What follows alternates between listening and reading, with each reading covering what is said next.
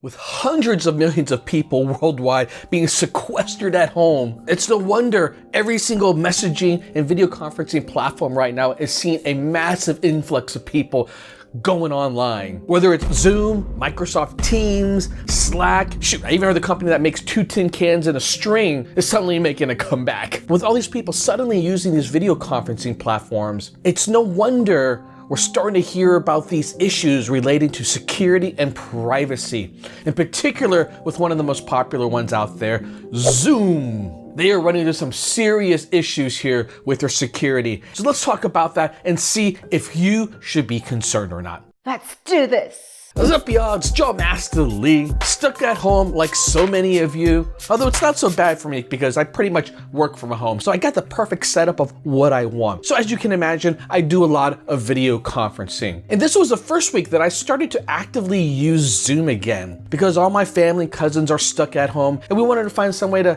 get together and hang out virtually. So the nerdiest of my cousins recommended Zoom and got it set up, and about 10 of us got online and it was so much fun. It was a relief that everyone needed from being caged up. Now, the last time I used Zoom was actually a good number of years ago, and it was for business use, primarily with HR, recruiting, and communication with some international clients. Zoom's been around since 2011, and I have to admit the earlier version of their software was kind of clunky, was just honestly a little bit difficult to use. So it's quite impressive to see that what they've done over the years is dramatically simplified the user experience. That's why I think it's become so popular for the average people out there, like my family, to want to get together and use something like Zoom to do so. Now, Zoom started to take off even before this latest quarantine, because I remember when I used to live in Silicon Valley about a year or so ago, I started to see a lot of the billboard ads pop up everywhere. And that's usually a sign that a startup company is doing pretty darn well.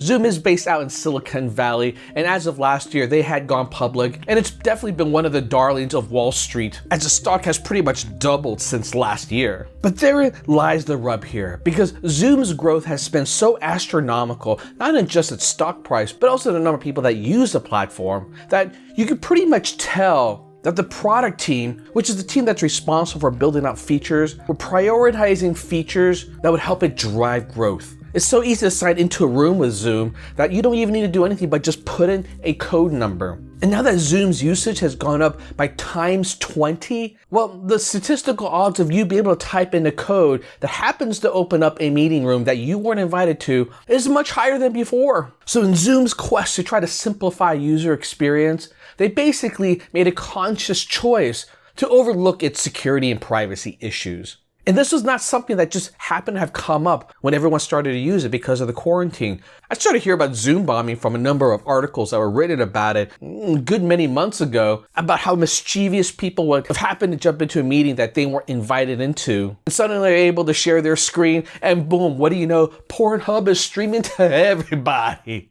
You gotta admit, it's pretty freaking funny, but at the same time, it can get pretty ugly too. Let's just say 2 girls and 1 cup. Yeah, when it gets to something like that, it's no longer, it's bad.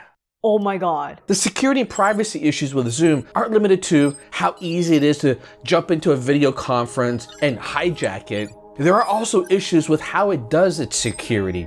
Zoom claims they have end-to-end encryption, but a report from The Intercept has pretty much exposed that that just is not the case. And they found a bunch of other security holes that allow hackers to come in and plant malware. At this point, the security holes are such a concern that our government, as well as a number of really big companies out there, including Google and SpaceX, and even foreign governments like Taiwan, have pretty much told everyone under their umbrella to not use Zoom. In fact, for the employees of these companies, it is absolutely forbidden. Epic fail.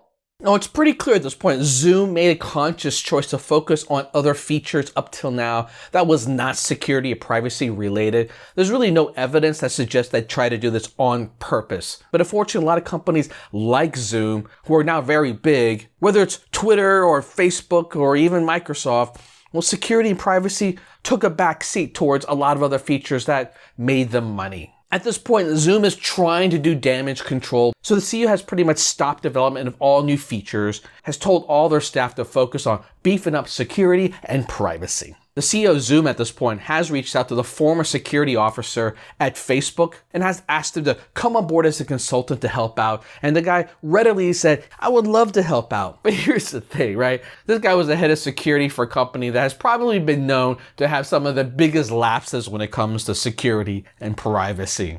That makes me nervous. So, should you be concerned about using something like Zoom then? Well, if what I told you scares you and you want to be on the safe side, then I would say, yeah, sure, switch to some other platform. But for the most part, these issues are very isolated. And really, I think the biggest threat actually comes down to, well, these government institutions and companies. Because one of the things our US intelligence has determined is that spies actually are using Zoom to try to infiltrate these organizations. It isn't just about political espionage, but a big part of it is corporate espionage. It's one of those things that we really don't hear much about and even talk much about, but the reality is stealing trade secrets is a really big problem for the United States because so many countries out there are trying to shortcut their R&D process to steal from, well, not just the US, but any top company that's out there. It happens a lot, and these kind of security holes, unfortunately, leave that open as a possibility. Now, I actually don't think for the average person this is that big of a deal. If my family wanted to continue using it, I don't think there's too much of a threat of someone coming in and steal grandma's banana walnut bread recipe. I'm just saying. Hey, look, I take security privacy pretty seriously, given the fact that I worked at a number of these kind of companies where that was really paramount. In fact, I did work at a video messaging platform before, and we invested pretty heavily into trying to make sure things like that weren't an issue. Every new technology product runs to a lot of these hiccups. Ultimately, we have to take a look at what's happening with Zoom here and make the assessment of, is this really much worse than what we see with a lot of these other companies? And as of right now, it is a little bit worse, but not life-threatening. Quite frankly, I think a bigger threat to most people that they don't even realize is when they use public Wi-Fi out in Starbucks or something like that, and they're logging into their Gmail or their bank accounts using their passwords, and that sort of private data is so much easier to get hijacked than what we're seeing here. So I hope you all find this useful. And for my family, I guess I'll see you on Zoom tomorrow. Just don't come to the family meeting naked, otherwise that might get hijacked. And actually, no, why would you even do that? That's weird. All right, next time, you can do a tour.